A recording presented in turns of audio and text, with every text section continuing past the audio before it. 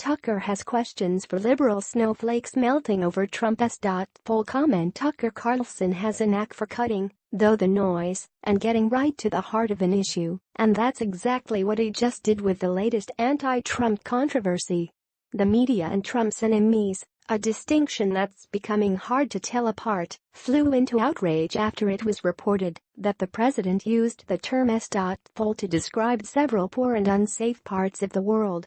Nobody seemed to deny that the countries the president was allegedly talking about are, in fact, extremely unstable and have serious problems. Rather, the left seemed shocked that someone actually said out loud what everyone already knows. That's the point that Tucker Carlson strongly made on Thursday during a heated exchange with Jose Pera, the Latin communications director from Obama's campaign. The idea that you are not allowed to say that they're pretty crummy countries, Haiti for example or El Salvador, I've been in both of them, that's why people are leaving them to come here, Carlson said, according to the Daily Caller. So I don't understand what the sin is. You're not allowed to point out that other countries aren't as good places to live as America, the Fox host continued. Pera tried to argue that using an expletive was insulting, despite the fact that Trump was clearly talking about locations and not people, if his alleged quote is even accurate. Tucker, in his to-the-point style, reminded his guest of what everyone already knows: if those nations weren't so bad, there would be no reason for millions of immigrants to be fleeing them. The people who left those countries, some of them rode trains all the way through Mexico or they hid in the wheel well of a plane to leave, they would agree with that. So why the outrage, he asked. You have to lie and pretend.